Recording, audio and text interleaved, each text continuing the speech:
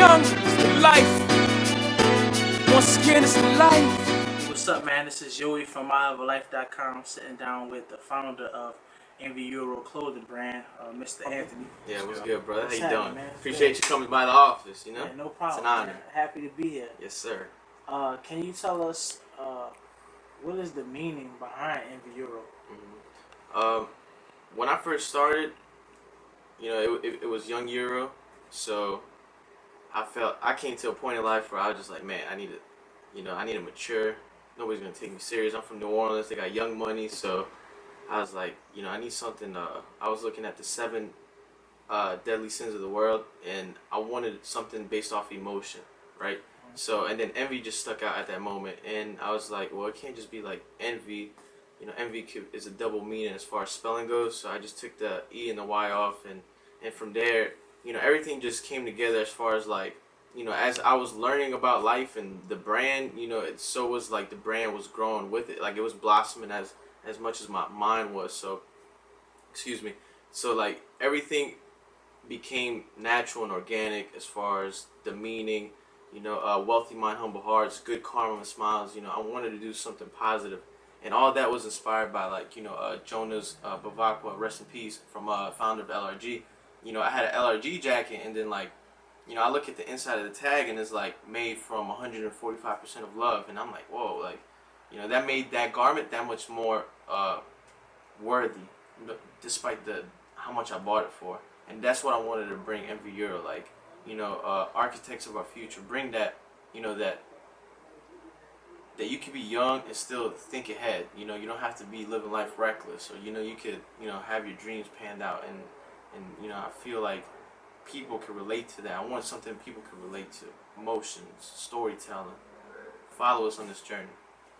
So. Yeah, well, that's a real dope concept. Yeah. I could tell you put a lot of thought and effort into the clothes, you know, just looking at the pieces. Yeah, thank you.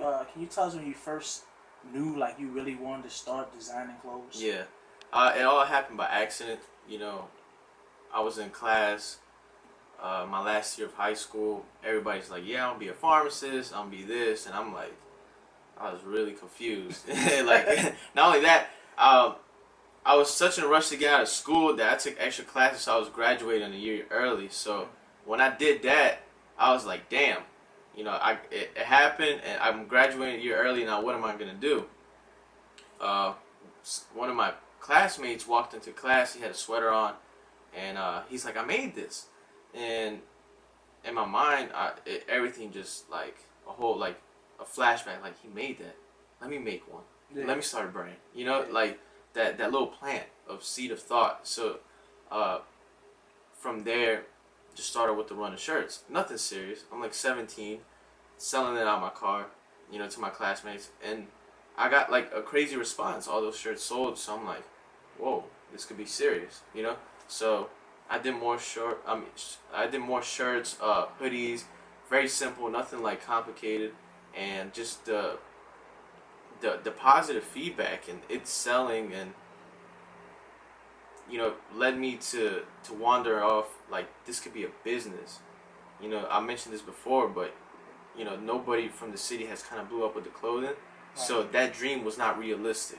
Right. To me. You know, there's no way that you could make clothing and really become like serious or be taken serious. So my whole goal was just to prove people wrong, because when I started, there was only 2 stores in New Orleans that was selling streetwear, you know. So, and there weren't too many other brands, probably 2 other brands, and they eventually just, you know, faded away, and the stores, you know, started multiplying, because, you know, urban stores started that transition from urban to streetwear. So, and then from there, you know, it became a little easier, you know, but, you know, rejection and failure just kept me like persistent. Like, I need to try harder. I'm very observative. I catch on to conversations, to life quotes and things like that. And I want to bring that, you know, like small city, big dreams is one of our big quotes. Also, like, you know, the Lakers beat the Supersonics. That's from like an Ice Cube song. Like, you know, I want to represent like that day was good. You know, it's a good day. That's one of my favorite shirts. Yeah. So, you know, it was not like me being a Lakers fan. It was more about like the song. It's a good day. Yeah. You know, there's a sun and like seagulls on the shirt. So it's just like, all right, good summer day.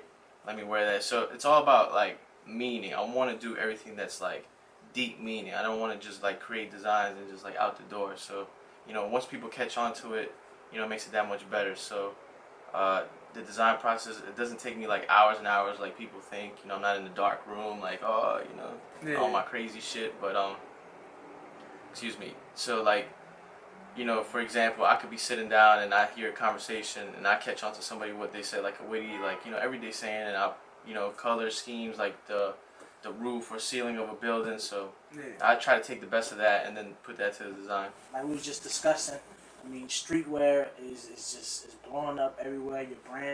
Your brand is blowing up. I mean, it seems like they got clothing lines popping up all over the place. Like everybody want to get into the clothing line business. How do you feel NVEuro really separates itself from the other brands out there? Being from New Orleans, meaning there's lack of, I feel like there's not as much as opportunity in the realm and the craft I'm in, as in if I'm in New York or LA.